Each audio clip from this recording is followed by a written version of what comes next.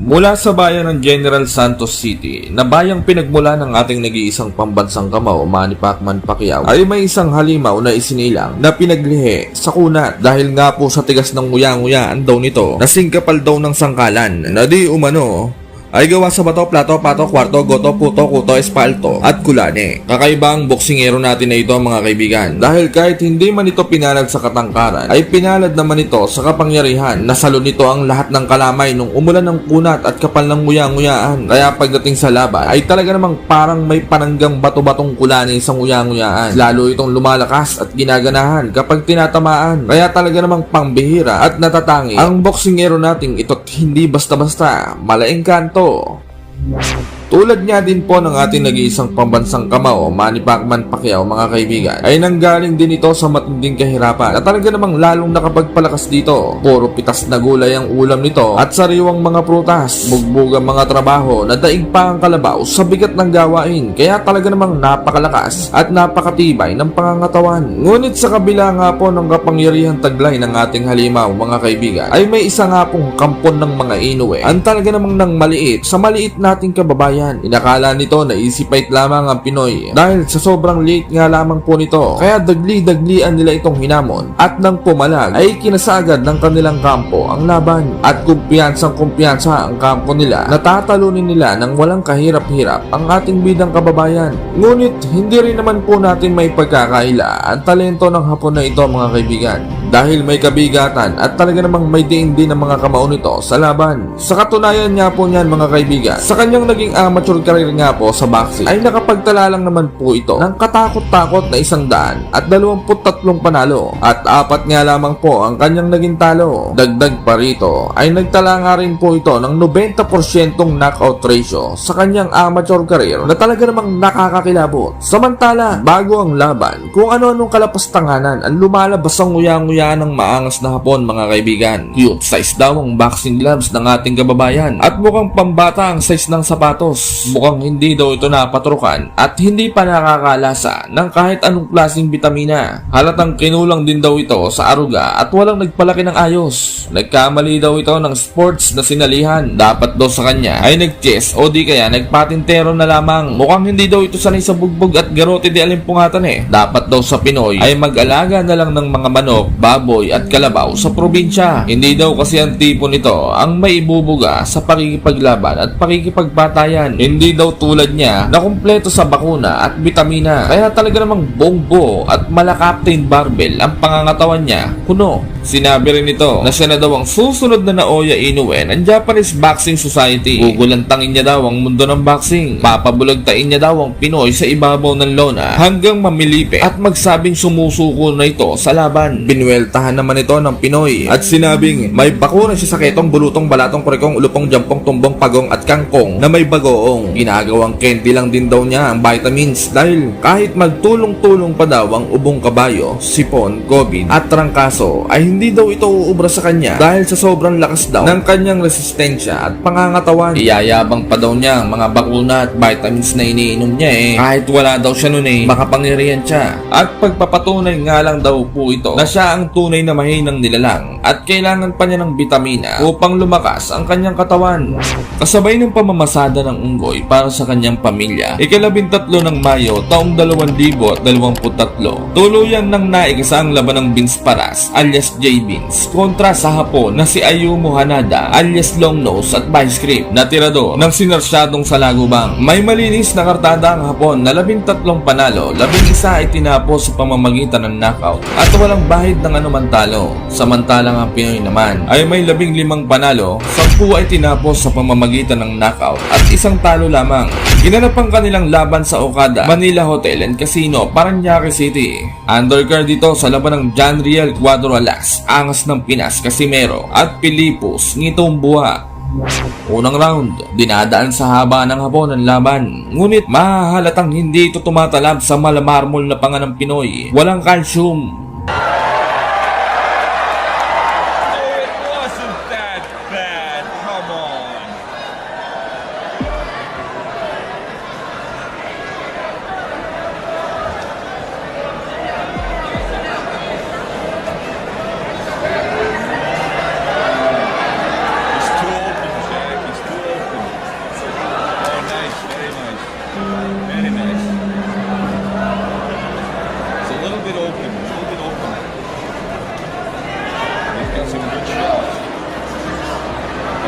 Round 2, nagkakakisian na ang dalawang fighter. Gulat na gulat ang Hapon dahil di niya akalain na ang maliit na Pinoy ay malaengkantong mambabarang ang lakas, makapangyarihan.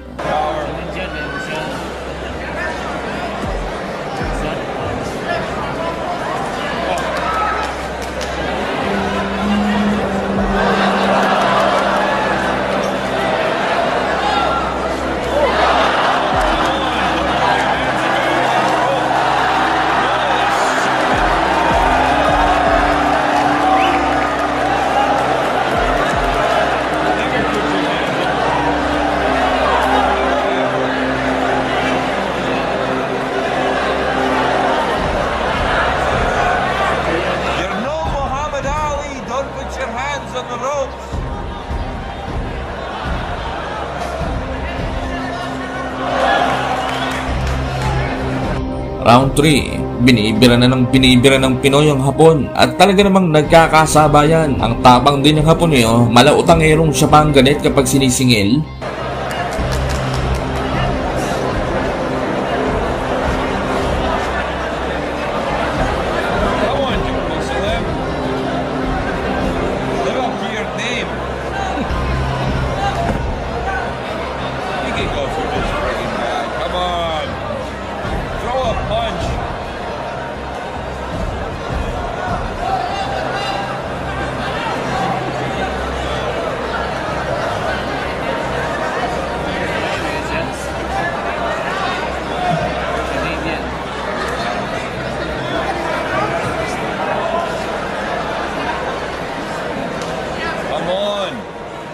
Straighten your punches out.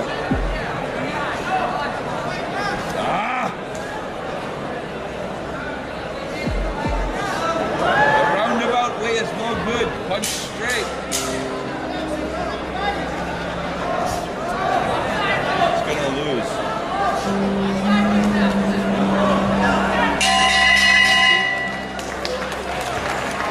Balance right now, Chad. Kosovan has the power, but does he have the technique?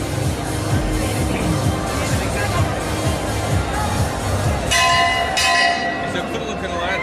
He's a good-looking lad. Jack, get this guy some good management, will you? Look at this. Look at this. Look at this.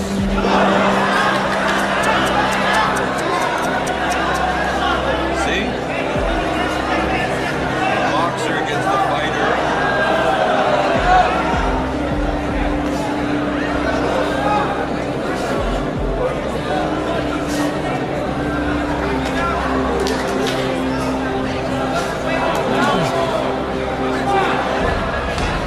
That's it. You got the power. Come on. Come on. Give him your power. Give me your power. Round 5, parang nagtitipid na ng gasolina ang Hapon. Hindi na ito masyadong kumikisi. Samantalang ang Pinoy ay mahiyamo kunehong nakarobos, bomba ng bomba. You have the power. No bouncing, fighting.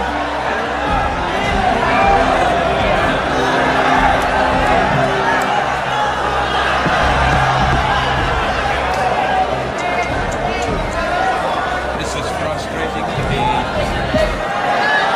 Frustrating. The best man is not going to win this fight. Come on, hit him!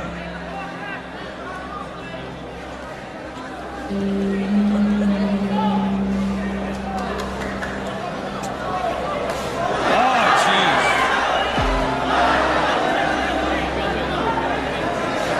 He's taking too many punches for the good punches he's getting out. He needs a better trainer. He needs to switch trainers. He's strong and he's got a heart. He's got a heart. Come on. What, Mom? What'd you say, Mom?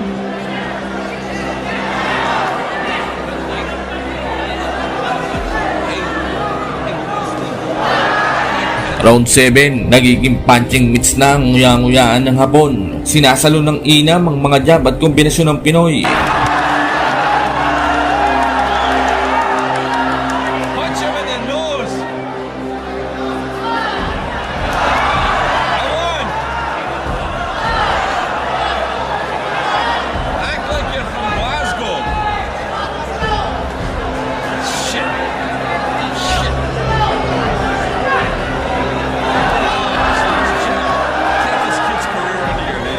Final round, binubuhos na ng Hapon ang itinagong gasolina. Samantalang ang Pinoy, napakatibay pa rin, malarobot. Oh, bullshit.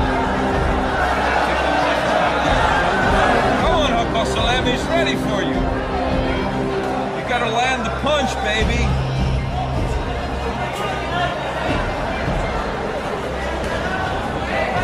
See, we got a classic boxer against a guy that can throw from any angle. All he gotta do is hit that one good punch and he's got him.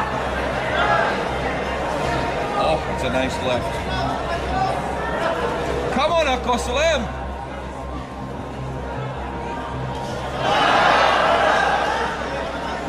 He looks good. Oh, he looks much better than before.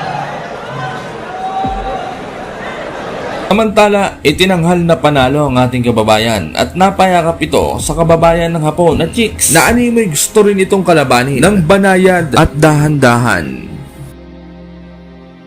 Isang mandirigmang halimaw na Pinoy ang nagdesisyon ng lisanin ang mundo ng pakikipagpatayan at pakikipagbuntalan kahit na ito ay nasa kanyang kalakasan pa. Isang dekada na ang nakakalipas upang pagtuunan na lamang ng pansin ang pag-aaruga at pagtataguyod ng kanyang pamilya. Ngunit paglipas ng panahon ay tila ang uhaw ng kanyang kamao at ang pagnanais na makadampi uli at makalasap ng dugo sa kalamnan ng isang halimaw ay unti-unting nangati at nabuhay muli na mahiya mo kalabaw na nakakita ng MILF na nag-twerk na kalabaw at talaga namang tumirik at bumukol ang labanos na singlaki ng upong may polio. Kaya naman, matapos ang 10 taong pagtigil sa pakikipaglaban, ay nagdesisyon itong bumalik sa pakikipag-ubusan ng lahi upang sagupain ang isa sa kababayan ng tinaguriang halimaw ng Japan na walang iba kundi si Hayate Kaji na tirador ng palitaw na gawa sa sardinas. Kinatatakutan ito mga kaibigan at talaga namang iniiwasan ng mga ibang lahing halimaw dahil nga po sa pagiging undefeated at pagiging knockout artist daw kuno ng Hapon na ito na kapag daw tinamaan ka ng suntok ay para ka na rin daw hinampas ng electric pan na ang ikot ay taas baba na may pakong bakya. Sa katunayan pa nga po niyan mga kaibigan,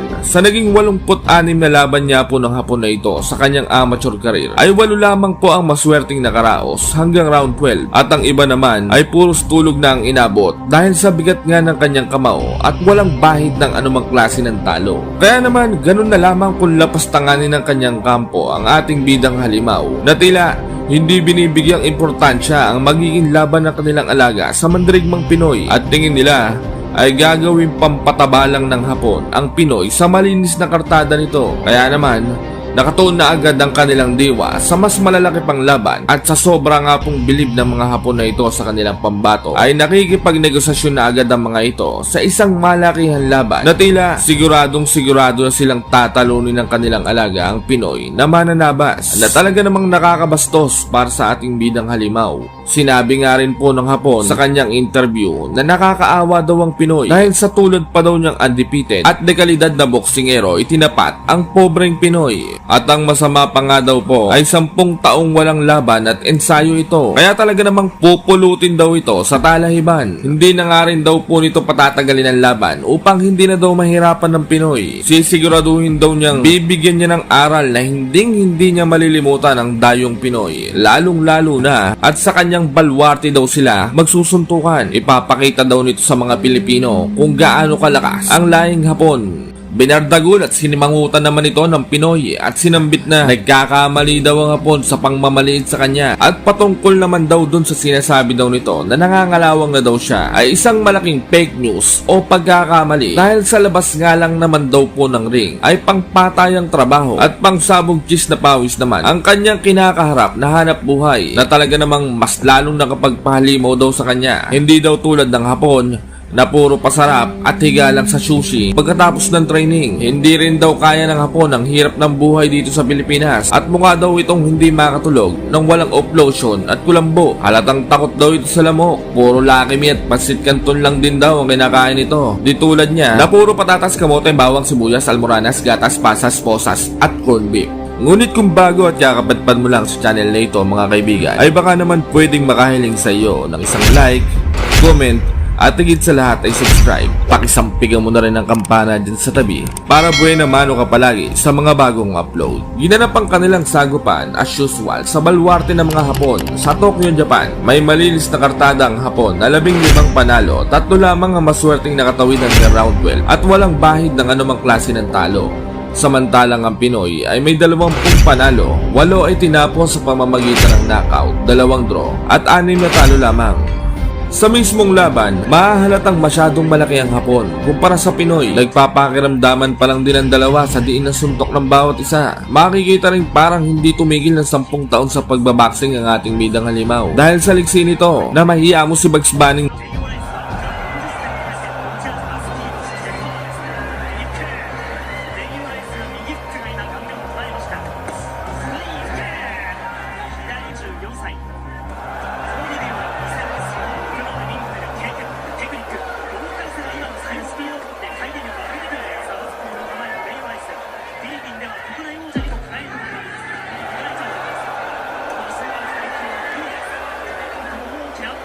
Samantala, hindi sinasadyang mabayagan ng ating kababayan ng Hapon at mahahalatang naging best actor ito. Grabe, pang PAMAS Award. Tinalo pa si John Lloyd Cruz sa galing umarte.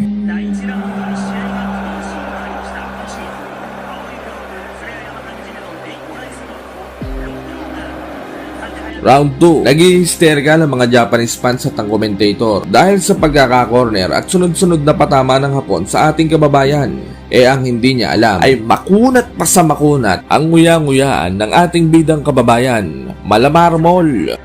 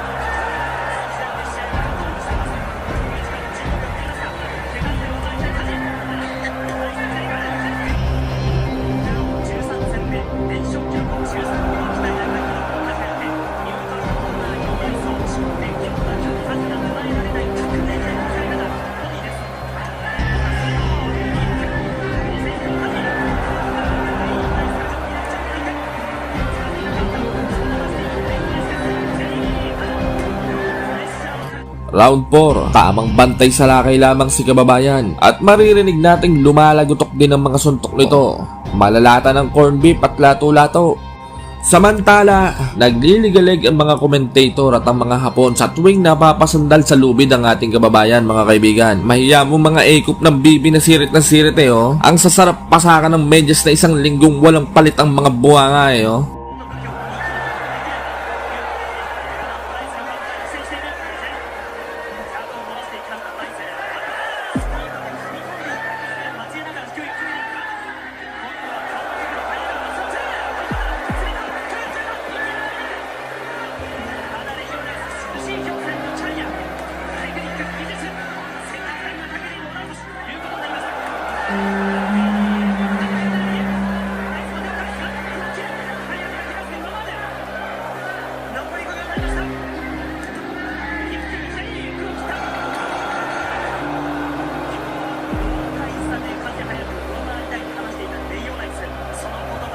Round 6, parehas matibay ang dalawang boksingero. Tila nagtatanggapan lamang ito ng kani-kanilang mga suntok.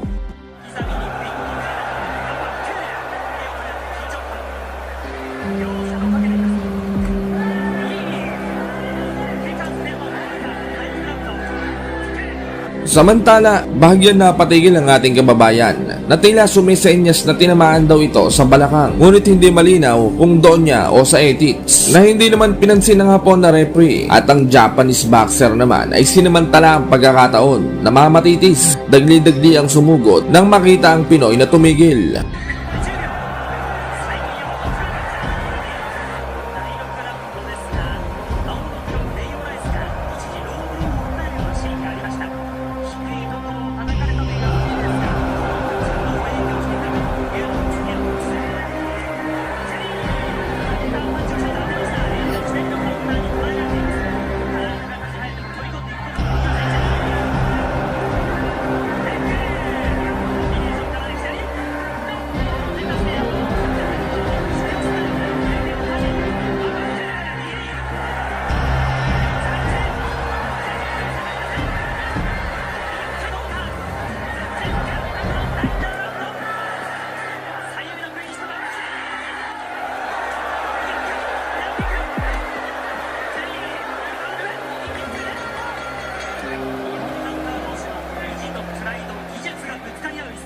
Final round, ubusan na ng kapangyarihan. Magkakaalaman na kung sino ang mas gutom.